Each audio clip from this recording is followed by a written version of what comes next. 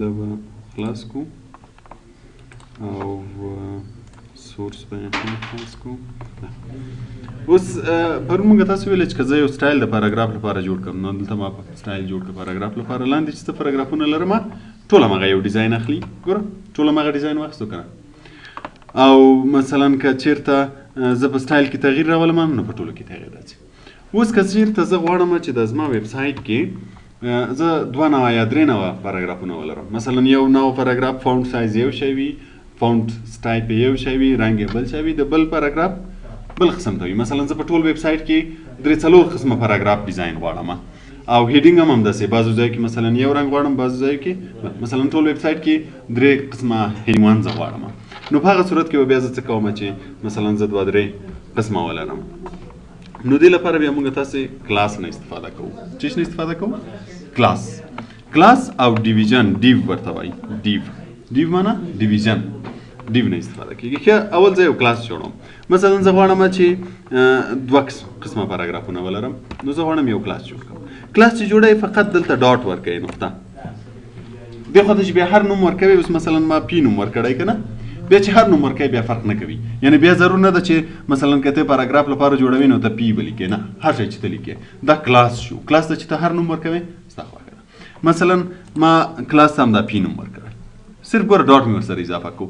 و چې زه دا سیف کړم دلته یې ریفریش کړم، ګوره هغه پاراګرافونه هغه سټایل ټول له لاسه ورکوي. له لاسه یې ورکړو که نه. نو مثلا که زه دلته تغییرات رامولم ورته وایم چې فونټ سایز دې 60 شي. ریفریش سیف. اوس ګوره غټ شو، هېڅ فرق یې ونه کړو که نه. اوس به زه څه کوم؟ اوس به زه دلته ورته وایم چې مثلا دغه پاراګراف چې ده، دغه پاراګراف دا د کوم سټایل واخلي؟ دغه سټایل دې واخلي. کوم کلاس دې واخلي؟ د پی کلاس دې واخلي. دغه اوس د کلاس نوم شو. دا ډاټ نه وروسته دغه د کلاس نوم شو. اوس مثلا دغه پاراګراف ته زه وایم چې دا دې په کوم سټایل کې شي؟ د پی سټایل کې دې شي. نو دلته به یې ورسره لیکې په دې ځای کې کلاس.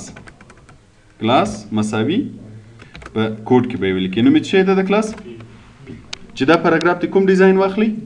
د پی ډیزاین دې واخلي. سیو یې کړه، ریفریش یې کړه. وګوره دې سټایل چینج شو که نه.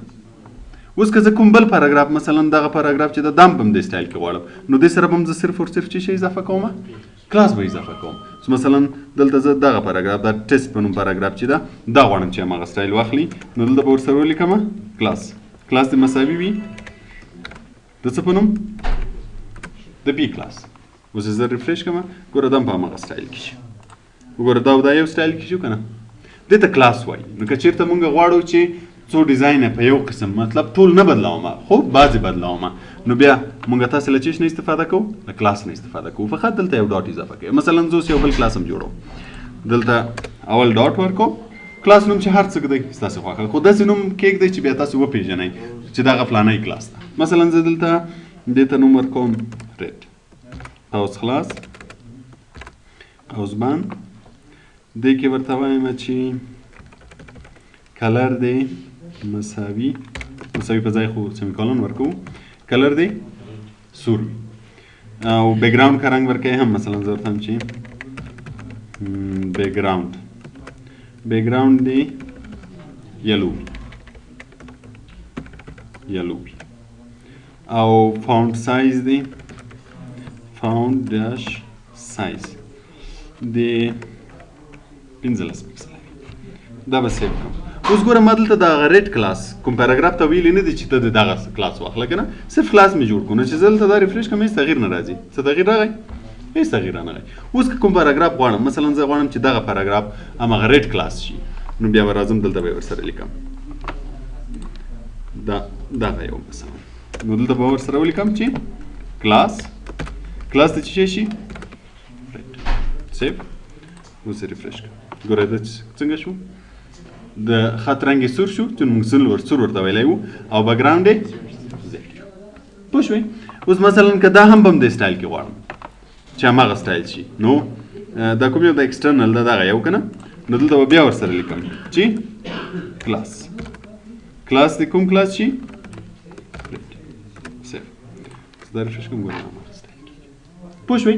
دې ته کلاس ویل کېږي. اوس که چېرته زه تغییرات راولم، اوس مثلا دې ریډ کلاس کې تغییرات راولم، سټایل ته بیرته راشو دا ریډ کلاس مثلا دا یې ورته 22 کوو.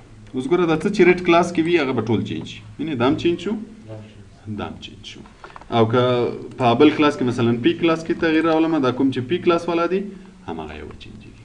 نو که کله موږ غواړو چې څو ډیزاین ولرو مثلا زه د پاراګراف لپاره زه په دا ټول ویب سایټ کې دغسې پاراګراف یو دغه پاراګراف استعمالوم سټایل یو دغه سټایل استعمالوم. نو ګوره اوس مې کلاسو باندې تقسیم کړه. که چېرته موږ کلاس ونه لرو مثلا دا کلاس نه وي صرف لکه پرون چې موږ سی اس سټایل ویلې صرف پی وي نو بیا دا څه چې پاراګرافونه وي ټول به یو ډیزاین واخلي.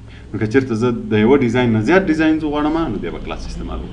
نو اوس ګوره دا یو سټایل شو دا سټایل شو. پوه شوئ په دې باندې دا کلاس شو. له کلاس نه وروسته بل موږ آی ډي لرو. آی ډي په ذریعه هم آی ډي او کلاس کار یو شی ده. کوم کار چې کلاس کوي آی ډي هم هماغه کار کوي. صرف یوزج استعمال لږ تفاوت لري چې آی ډي باید کوم ځای کې استعمال شي او کلاس باید کوم ځای کې استعمال شي. کلاس موږ زیاتره د هغه سټایلو لپاره استعمالو لکه اوس چې مثلا پاراګراف شو ایمیج شو د هغه کوډ لپاره چې زیات د ډیزاین د دې لپاره استعمالیږي.